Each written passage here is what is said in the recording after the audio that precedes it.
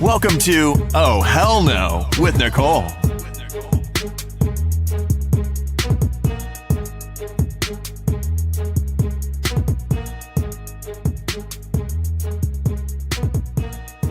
Hey everyone, welcome to another episode of the Oh Hell No podcast. Today I have Stefania Magidson. She is an author and I am happy to have her here. Welcome, Stefania. Hi, Nicole. Thank you so much for the opportunity. It's great to be here and also to be with your audience, with your listeners. Yes, thank you. So Stefania is an author and she wrote a book called Searching for the White Magician, Spiritual Psychology and the Manifestation of Destiny. So this is such an interesting topic. I can't wait to talk about this book. I'm excited too. So the first question I want to ask you is, where did you grow up? So I was born in Romania. Romania has several regions, and I grew up in Transylvania in a very picturesque city by the name of Brașov. And that was during the communist era. And in 1983, when I was 15, my parents decided to immigrate to America.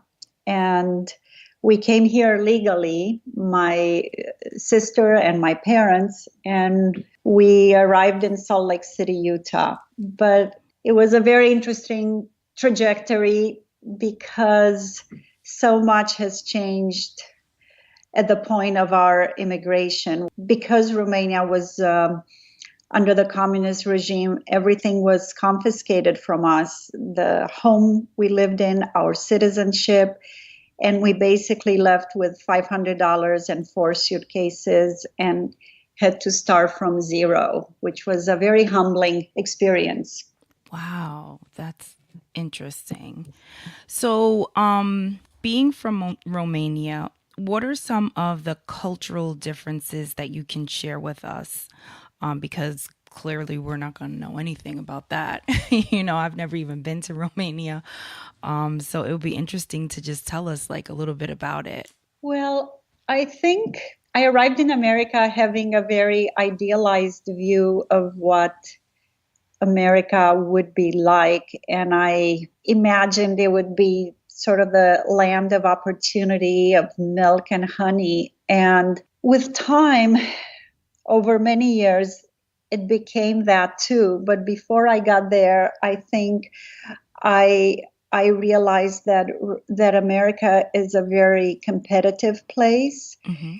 The capitalistic environment, it's not easy to navigate. It takes a lot of grit, incredible amount of hard work. I often found it a little lonely, maybe because it's such a big country and it is so varied. Just finding communities that I belong to took me a while. So it sometimes felt like a lonely place. Mm-hmm. I don't know what I can say about Romania. It was very different back then during communism compared to how it is now. Right. And compared to how America is. But I would say that back then, access to medical care was free, but the quality was very low. And it was actually, for me, one of the big traumas of my childhood was going to the dentist because they didn't even use anesthesia. Ooh. So in a way, it was free, but in a way, the quality of services was very low. Education, again, was available to everyone. And we were, expected to go to school and complete 12 grades. I would say in the more cosmopolitan cities, and my native city was one of those, we had access to very good education. And I do remember some incredible teachers who were spectacular orators and just so knowledgeable in their field. And that could be because salaries were almost uniform. During communism, there was very little variation. Maybe, a doctor made 3 times as much as somebody without a college degree. But that was sort of the extent of the variation. So we had some incredibly gifted and intelligent individuals who went into the teaching profession. And I would say maybe that was a real gift during the communist era. I guess the differences are endless, but I would say that more now because of the internet and social media and so on, the world is really shrinking. Mm-hmm. And it seems that we have, every year there's more in common than we have differences, including the fact that it seems like half the population speaks English, and definitely most of the younger generation. And little by little, their standard of living has increased. As of about, 12, 15 years ago, they've joined the European Union. So little by little, after the fall of communism, Romania has, its standard of living has increased. And I guess people are now getting a taste of capitalism with its good and not so good. So, yeah, but I have wonderful memories. I think it was a very, even though Romania was communist when I grew up, it was also a time of rich traditions. People read a lot. We were surrounded by other minorities such as Hungarians, the Roma people, who are commonly but erroneously known as gypsies. We even had a certain percentage of Germans who were Saxons, who were part of my world growing up. Mm-hmm. And it was I would say it was a very spiritual time as well. So in spite of a very narrow political regime, I think I had access to a lot of enriching experiences and people. And what language do you speak in Romania? So the official language is Romanian, and I would say, I think about 10% of the population also speaks Hungarian, and a few percentages speak German. Okay. But Romanian, which, because we are surrounded by Slavic countries, a lot of people mistakenly think that it's similar to Russian or Polish, but Romania 2,000 years ago was conquered by the Romans. So Romanian is really very, very similar to Italian. It's a Latin or Romance language, and about 70% of it has Latin roots. So it sounds sort of like Italian or Spanish. Oh, wow. Interesting. Yeah. So have you been back since you left as a child? So the first time I went back was 10 years after I came here. So it was in 1993. But in 2002, I went back to visit some orphanages, which led me to start my own nonprofit, improving the quality of life of Romanian orphans and awarding them college scholarships. So since 2002, I've gone back at least once a year, every year since, because of the work I do for my foundation. Nice. Okay. So when you were a young girl, what did you dream of becoming as an adult in terms of career-wise? Such an interesting question. I do remember when I was very young that I was telling people I would become a teacher. Later on, I went to art school and I thought perhaps I would become a clothes designer. I was definitely inclined toward the creative fields and the more social fields. I trained as a competitive gymnast during 3rd and 4th grade, and I went to the same school with Nadia Comaneci. So I had a bit of a background in athletics as well. And then I really enjoyed foreign languages. I think all along I was sort of I like the humanities, but I didn't have a very clear idea beyond a teacher or somebody who's in front of people making presentations. I think that's sort of and I think I had a few experiences where I felt very high, inspiring people and sort of elevating them with, I don't know, things I would be sharing with them. And that's another thing that I think my psyche sort of made a note of, like, maybe I can elevate people or motivate them. I didn't even have those words yet, but I think that's what my soul sort of was telling me, that it would be very exciting to be involved in inspiring or elevating people in some fashion. So, with that being said, tell me 3 things that you're passionate about. Well, I'm passionate about my family. I've been married for 23 years and we have 2 sons. And in fact, as of this fall, both of them are going to be off to college. And I just took this whole idea of getting married and bringing children into the world as an incredible gift that we get to savor in our lifetime. And to me, family has been a sacred gift. I'm passionate about my spiritual development. I think I've always been attracted to it, and I thought it was part of my path in this lifetime. I've cultivated it in a more official fashion when I studied and received a master's in applied spiritual psychology, but I never stopped cultivating this part of me. And the third one would be just being involved and engaged. And when I say philanthropy, I don't mean just as a donor, but really of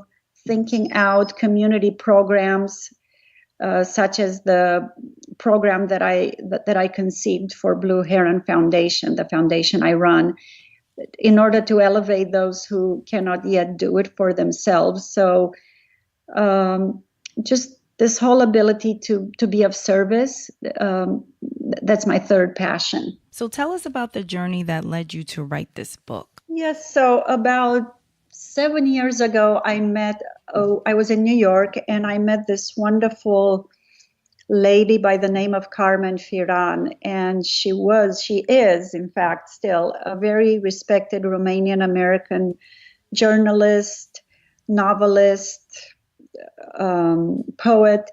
And we clicked right away. You know, sometimes you meet people and you have the same affinities and you feel an instant attraction and resonance. And we felt that, and we stayed in touch and dialogued for a while. And then she said, you know what, I would like to invite you into a conversation for a newspaper article, for a journal actually.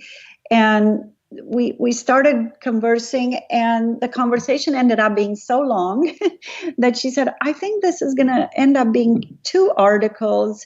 And then we kept talking, and it ended up being 4 articles that were published in a Romanian literary magazine. And because so many people were commenting and asking questions, the 4 articles became 13, published over a 13-month period. And at that point, she said, Stefania, I think we have a book and we should publish it. So that's how the book came into being. She is the person who is asking me questions throughout the book, and I'm the person who is answering her questions. Each chapter stands on its own. Each chapter delves into a different topic, and they vary from philanthropy to immigration to spiritual psychology. There is a great chapter on dreams. I love working with dreams as a way of deepening my spiritual path. There's also a chapter where we talk about feminism and femininity and the difference of the two. So each chapter stands on its own, and it delves into all these interesting topics. I would say the majority of the chapters have sort of like a leitmotif, the spiritual aspect, or at least looking at the topics we address in a more elevated way. It's the kind of book that you read a few paragraphs and you stop and think a little bit about what is said.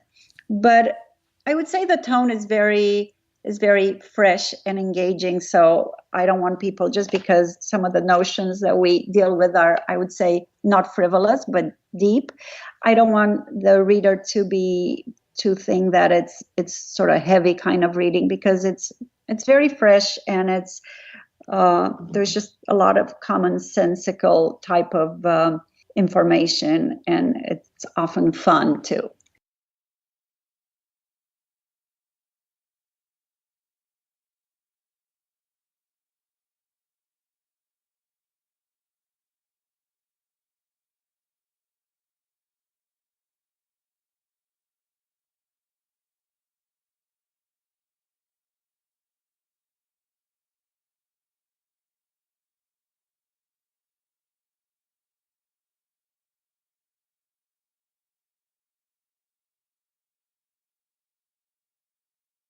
So isn't it interesting how you can meet someone and they can just, change the course of your life or, put you on a course to do something that you never even saw coming? Like you meet this woman, you guys click, and then all of a sudden you're involved in writing this book. Yeah, one of the things I talk about in the book is something called a sacred contract.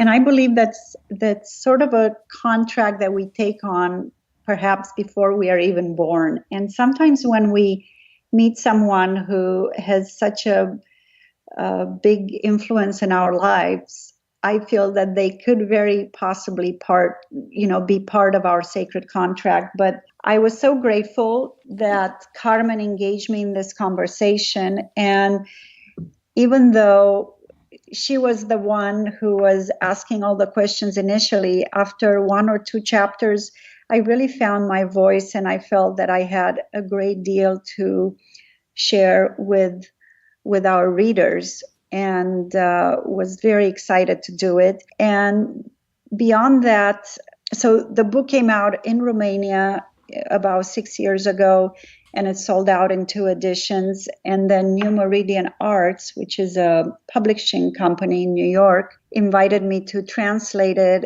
and publish it.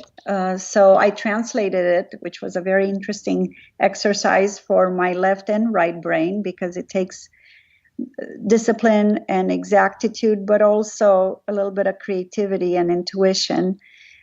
So the book came out in English as well at the end of last year.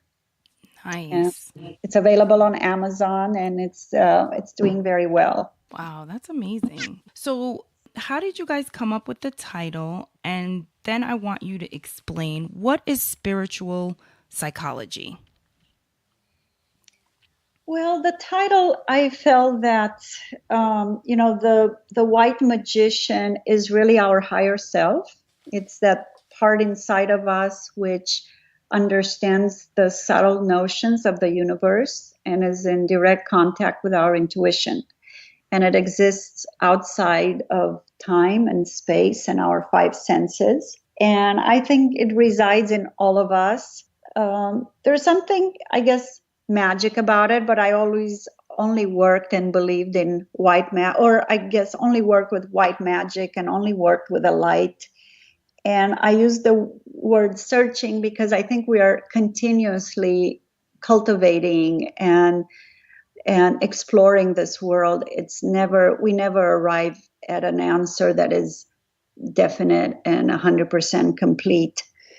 So that's sort of how I came with the title. And I think at one point I talk about, finding our invisible light swords and going out there and making our dreams come true, because so much of what I talk about in the book is a journey of finding my path in spite of struggles and in spite of, I guess, a very rough and rattling experience, which I had when we immigrated here, because we lost everything during a time when there was no going back in Romania. And the subtitle, Spiritual Psychology and the Manifestation of Destiny, well, in traditional psychology, which is really mainstream psychology, it's so interesting because it ends up being the study of our behaviors and our thinking, and it excludes the very root of the word psyche, which means soul or spirit. And I was beside myself when I found this program at University of Santa Monica 27 years ago, which taught applied spiritual psychology. I thought finally somebody got it right. And they had at their core the study of the soul, of our spirit. And it was included in the study with what happens on the mental and emotional and physical level, but the spiritual part was not excluded. So I feel I was very lucky to find this program, which was a state-approved program, and to learn to incorporate the spirit side, which is really, it resides in non-duality, along with the other levels, which are studied in traditional psychology. I did attempt to go back to mainstream psychology and receive a PhD. And after the first year, I gave up because I could not, after having done a master's in spiritual psychology, I could not go back, even if it was going to be 5 years of sort of pretending to go with it just to get my degree. I just couldn't subject myself to going back to studying psychology without taking our spirit into account and everything that happens on that realm into account. So, yeah, I stopped there after my first year of the doctorate. Yeah, I love that stuff. So in your book, you emphasize the concept that we are spiritual beings having a human experience, and we have the ability to choose what unfolds for us in our lives. Can you expand on that? Yes. Just to clarify, I think that the thing that we can truly choose is how we relate to what unfolds. I think we can influence, and we can to some degree control what happens in our lives, but only to a certain point. And then where we really have a lot of power and a lot of control is how we relate to what happens, because we know that there are certain things that we have no control over, and so we have to make a decision of how we're going to relate to that, whether it's a natural disaster or a loved one who unexpectedly passes away, or not being accepted in a certain university program, whatever it may be. There's a certain, should we say, percentage of things that happen in our life that are totally beyond our control. And yet the only thing we have control over is how we react to it and how we relate to it. Mm-hmm. And that's a long process of learning how to do that. But I do believe we can learn how. Absolutely. I believe that our lives are written. Like, I feel like it's already known what's going to happen in our lives. We just don't know. We're living it and just going along. That's just what I believe. I mean, everybody has a different theory about this journey that we're on. But I just feel like, God already knows what's happening for me, what's gonna happen, and Yeah. I just don't know how it's gonna unfold, and it's up to me how I react to things and the decisions that I make, and but Right. So I think what I'm hearing you saying is that there's almost a preordained way in which the opportunities and certain things that will come at you will unfold, but then we still have the power of choice, mm-hmm. which I think we truly do.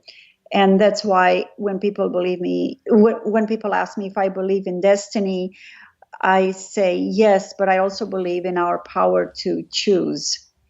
And I think any spiritual book that you will read will sort of bring you back to our power to make choices and to choose, which really is wonderful, because I think we get opportunities in our lifetime, and these opportunities I think are part of our sacred contract. And we sort of know that. I think every time I get goosebumps, or every time I meet someone, like when I met Carmen, you realize that it's a once in a lifetime kind of meeting, or once in a lifetime kind of circumstance. But then you still have to make a decision and take action, or not, or be passive. Right. And that determines our destiny. Yeah.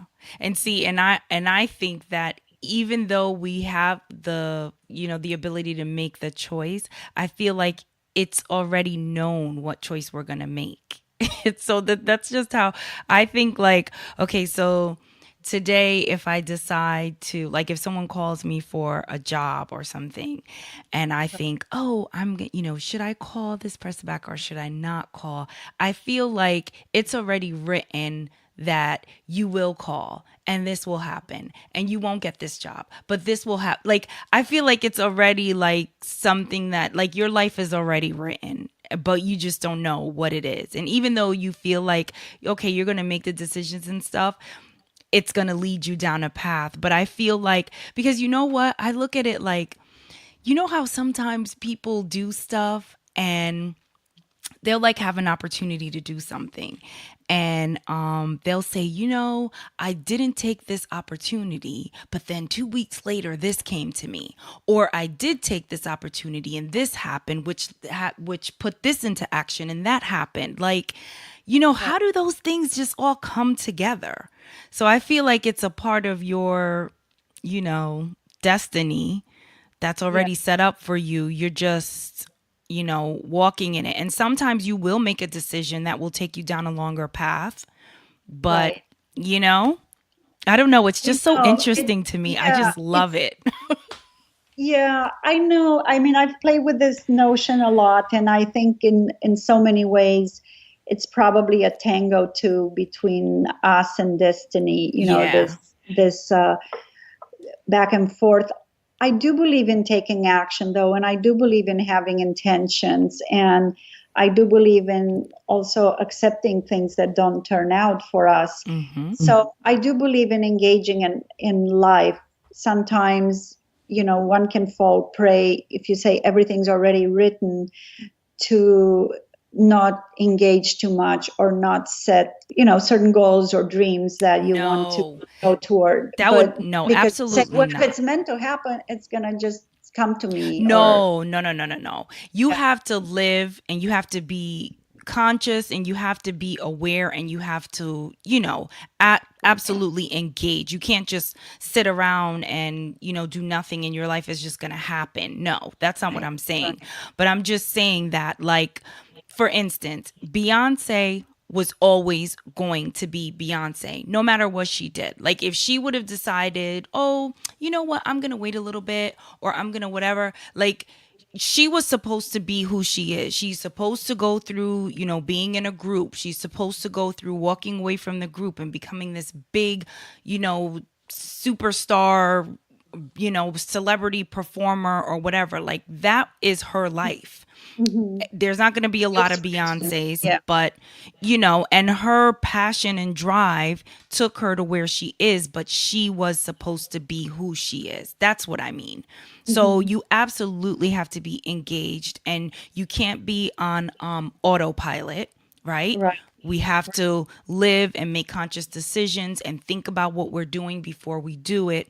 But I just feel like, certain Yeah. things, you know what I mean? Like, Yeah. you were Yeah. supposed to And think of write other people. books. Look at Oprah and Right, exactly. You are writing books, you're helping people. That's a part of your destiny. That's what you were supposed to do. Probably didn't know that before, but now everything has come together to take you where you're supposed to go with your hard work as well, you know? right. So that's Yeah. kind of what I Yeah. mean. So, but thanks for saying that so that we can clarify that, because I don't want people to think that I'm just saying, oh, you just wake up and life just happens. Like, no, you Yeah. definitely have to be And engaged. certain people take on these certain souls, I should say. They come into the world and some of the kids in our program, like, they've been abandoned at birth. They were tied to the cribs the first 2-3 years of their lives. And then we help them get through medical school and they are doctors. Wow. For somebody to have that kind of a dramatic trajectory, it's hard for me not to think that they've come into this world with a very big curriculum, so to speak. Mm-hmm. know? Exactly. So it's a little bit in line with what you said, that it was meant to happen for them, Right. even though they were born in such impoverished circumstances. Yeah. Exactly. So, how did your love of esoteric studies help you on your journey? And first of all, tell us what esoteric studies is. Well, I think esoteric studies delves into a lot of non-mainstream kind of studies, everything from anything spiritual to astrology to just sort of the sense of certain religions. But what happened to me when I arrived in America after immigrating from Romania is it was a very rattling experience, and I felt as if the rug had been pulled from underneath me. So we didn't have the beautiful home we used to have. We didn't speak that language. The people we used to know were not there. My friends were not there. The culture I knew, everything was sort of disappeared. And so even though I was only 15, I started to ask myself some very profound questions, such as, who am I beyond my social standing, beyond our financial situation, beyond the language, beyond the culture or the friends or the family that I've known all these years? Because everything has disappeared. And so I wanted to know what doesn't change. And I couldn't help but look inside, and I thought, I'm still inside of myself. There is something that my soul, my essence is the same. I've come across the ocean. I lost everything, but that part of me that is my unique essence is still here.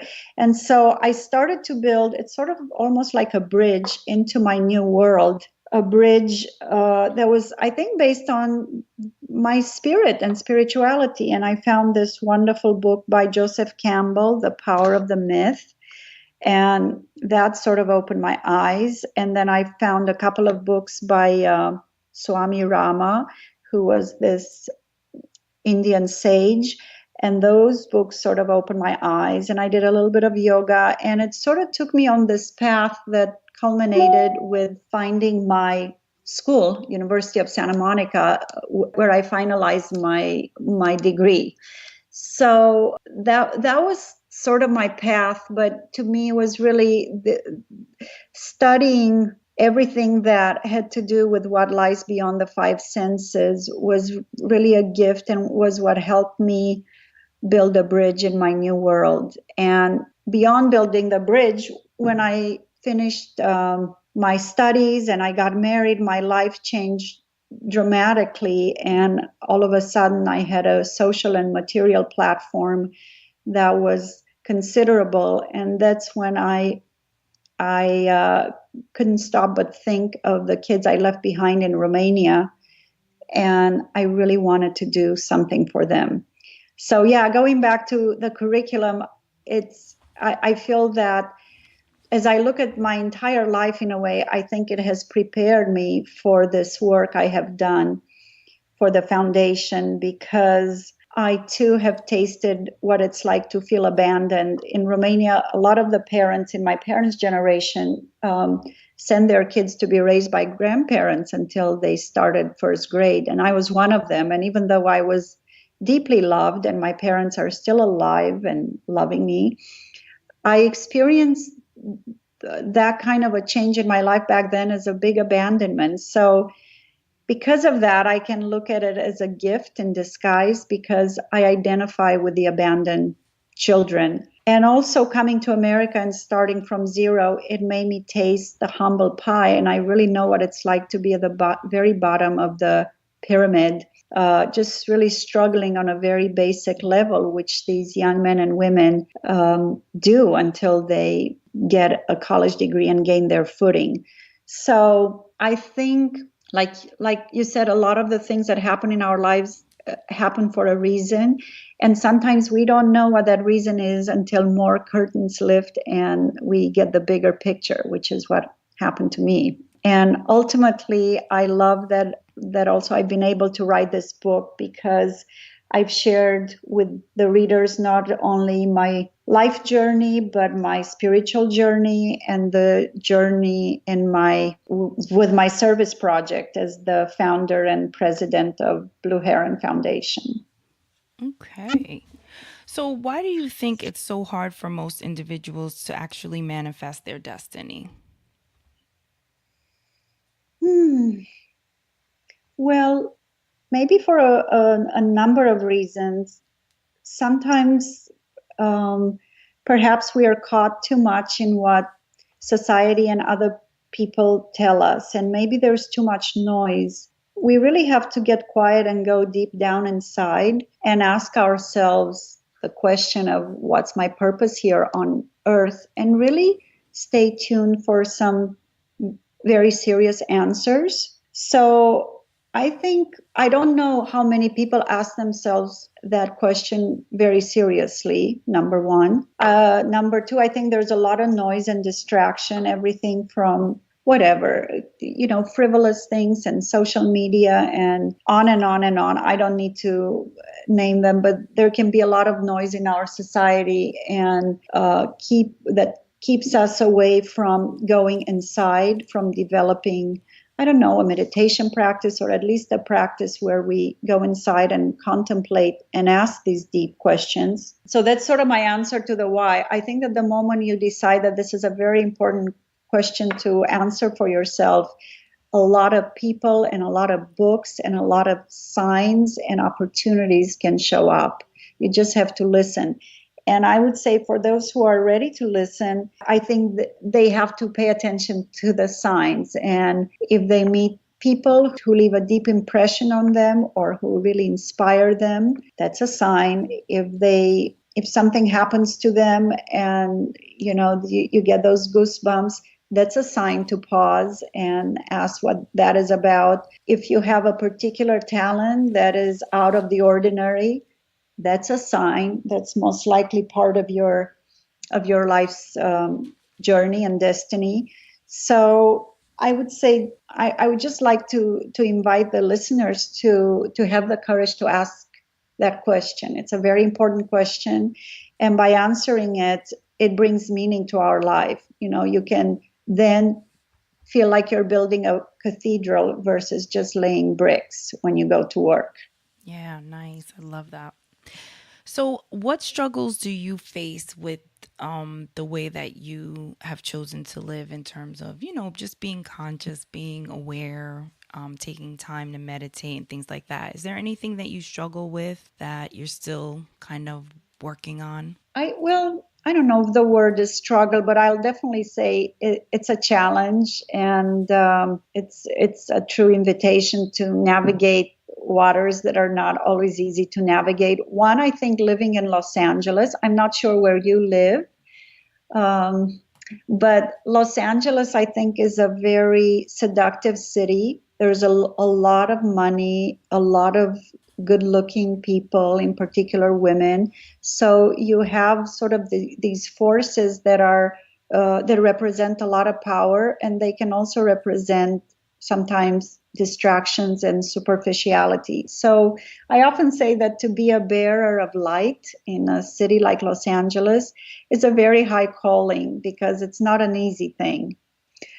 The other challenges may be, how do you really translate, or how do you really keep one foot in the world of non-duality of the spirit, and one foot in the reality of the five senses, where we have to function in a healthy, productive way. So I think it's always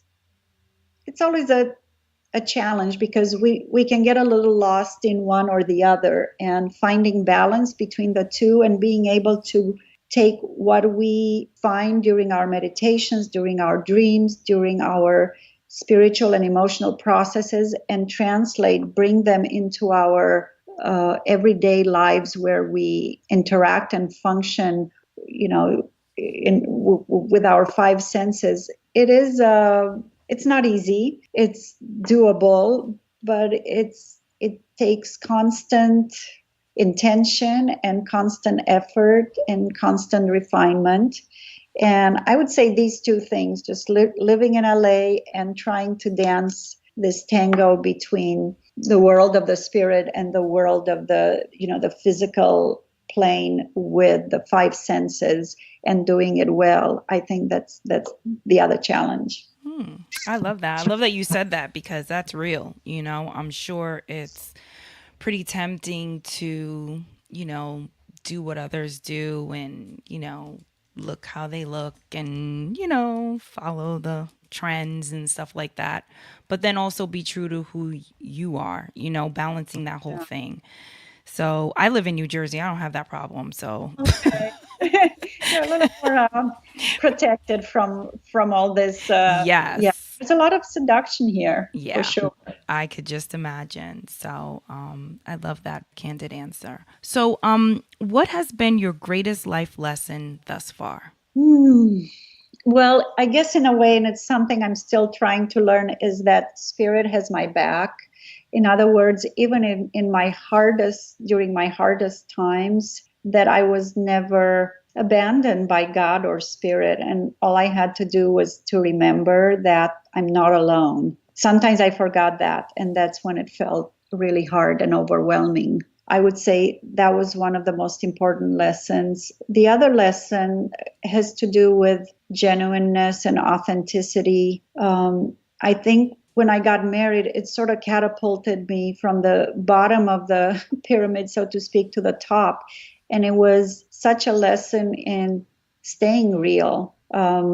And I realized there's no other way, because after having been through everything that I've been through, it just feels very strange to adopt a frivolous persona, even if you could. So that was another lesson. And I would say thirdly, I don't know, I just I love giving. I like being of service. I think this has added beauty and sparkle to who I am in the world. Beauty meaning inner beauty, and better than any diet and any pills and even any psychiatrist. Just the joy of giving back and elevating your fellow human beings has brought a lot of beauty in my world. Really nice. I love that. And I love the authenticity and genuineness part because I find it so difficult to find people that are genuine, And that's like my biggest struggle is just finding genuine people who can be happy for you genuinely when things are going great and who can listen to you when things are rough, or people who will just tell you the truth and just be honest with you and just be Yeah. real so that you can have a real authentic exchange. I think So we're so hungry for that. There's so much that it isn't around us, and we are so hungry for just an authentic heart-to-heart conversation. And I think it takes courage too. It does, but it's the most beautiful gift you can give someone, just being authentic. yep, it really is. So you've talked a little bit about your foundation. So can you just give us like a high level, overview of what your foundation is and like, what you're doing and how people can help out? And the Yes. name of it, please. Sure. So I'll start with the name, which is Blue Heron Foundation. And we've been around for 16 years. Initially, we helped with Romanian orphans who were very young, toddlers, and we hired caregivers to hold and cuddle them. Afterwards, we built playgrounds and sports courts for them. Later, we did some programs for terminally ill children. But every time I would go back to Romania, I would try to find out what were the greatest needs of these kids who grew up in the state care without parents and without the love and guidance of even one parent. And what I found out is that somehow they sort of managed to make it through the system, but when they would get to 12th grade, they were sort of pushed out of the system and expected to fend for themselves, to become independent, productive adults, when in fact they were scarred. They had very few skills, very few life skills, very little education. And I remember how hard it was for me and how important it was to build myself during the 18 to 25 arc period in my life, the 18 to 25 years of age. And I thought, I really want to give them the gift of a college education through our foundation. And so throughout the years, we have put over 350 students, orphan students, through college, and they've become doctors and engineers and a lot of teachers and social workers, on and on. So what our foundation has been doing for the past 15 years is really only focusing on these college scholarships for Romanian and also Moldovan orphans. And we pay for their school. We pair them up with mentors, girls with women and boys with men. They are usually from the same field of studies. So we try to have lawyers with law school students and so on. I'm very proud because we've been able to attract some very high caliber mentors, Romanian American doctors, engineers from NASA, et cetera, et cetera.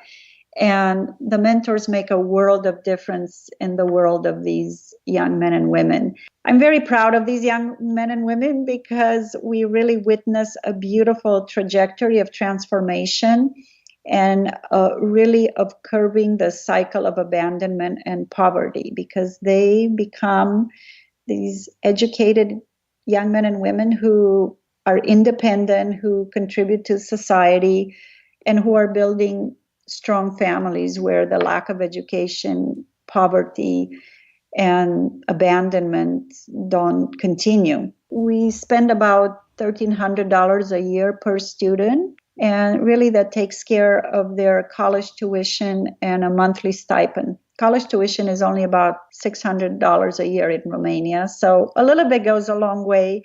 And I'm also in the happy position of paying all the expenses of the foundation. So we have always given 100% of the donations received directly to the kids. So that's something unique about us, because so many times a big chunk of what people donate goes in part to administrative costs.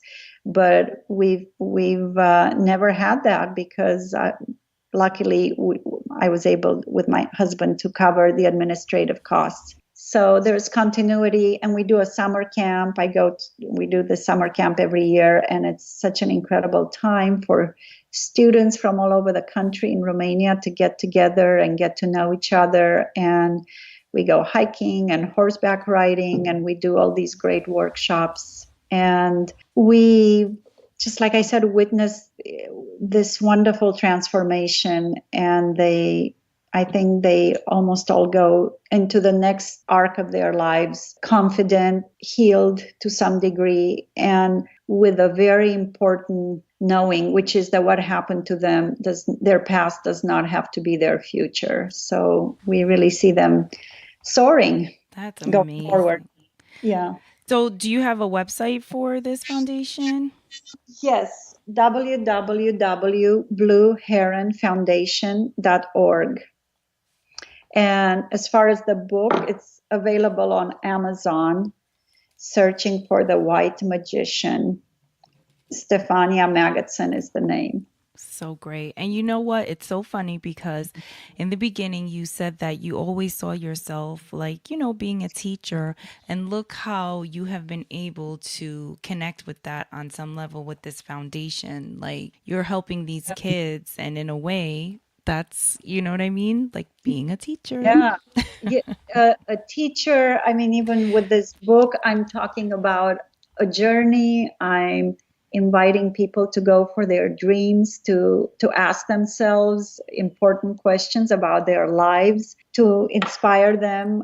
I definitely continue to be inspired by others. And as far as speaking in front of people, I end up doing that a lot because of the foundation, because I have to raise money and report on where the money went and how the students are doing. So I speak in front of people, and even now, I guess with all the interviews I'm doing for the book, it's more conversations with an audience. So yeah, in a way, we get glimpses of what we are here to do, even when we are very young. Right. So do you feel like you are living a purpose-driven life? Yes, I can definitely say that. I'm living that type of a life, and That's I'm amazing. thrilled. Good. That's amazing. I love it. So this is the Oh Hell No podcast. So usually I ask my guests to share a moment, an Oh Hell No moment.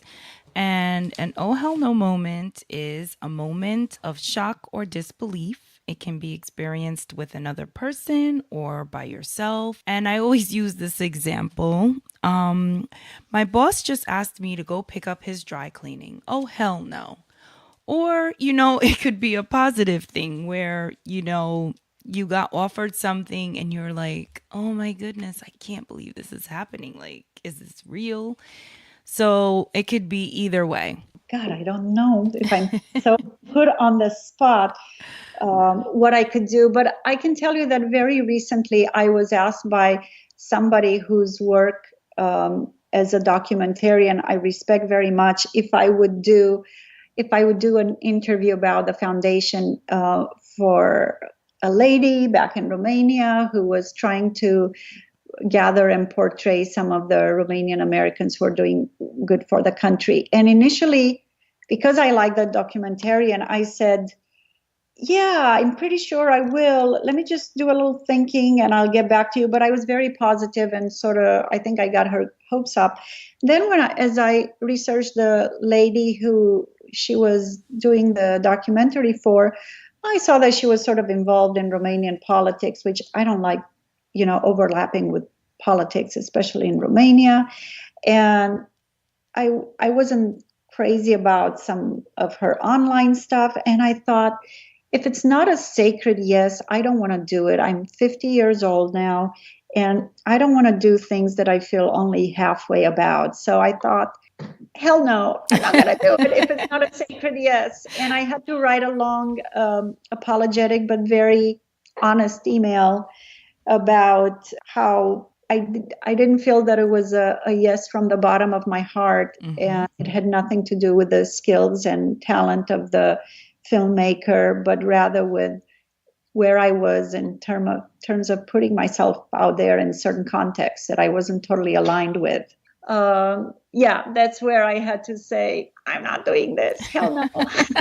Good for you. I love it. That's another thing about age too. The older you get, the more comfortable you are with yourself. And you start to just say, you know what? I don't want to do that. I'm not doing it. And that's it. It's no more trying to please other people. And, so I do love that about aging. So yeah, it's really about self-honoring, mm-hmm. which I encourage everyone to think about and to do. But it's not self-honoring when, we do things halfway and we're just giving in and just sort of not feeling right about it and just biting our tongue. And I think the more we make self-honoring choices, people around us will do the same. And I think we're all better off. Yeah, I'm trying to teach my daughter that now. So it doesn't come with age. It comes, naturally as, you know what I mean? Because like you said, it's really good to self-honor. But it seems like as we go through life and have experiences and learn from those experiences, because we do something and then we feel crappy about it after, and then we say, man, I'm never going to do that to myself again. But if we honored ourselves from the beginning and stuck to our gut, we wouldn't have to go through that. So. I know. And I think we've all made that mistake and we can identify with it. And it's a process. We don't have to be so hard on ourselves, but setting an intention is a first step. And, every time we get a little stronger in recognizing our sacred yeses. Yes. It was such a pleasure talking to you. Thank you so much for coming on the podcast. And remember, everyone, you can pick up Stefania's book at Amazon, Searching for the White Magician, Spiritual Psychology and the Manifestation of Destiny. Do you have a website so we can keep up with all that you're doing? So the website for the foundation, there's always new stuff there, www.blueheronfoundation.org. And for the book, I only have a Facebook page, and it's Searching for the White Magician. Okay, great. Thank you so much. Thank you, Nicole. What a great opportunity. Thanks a lot.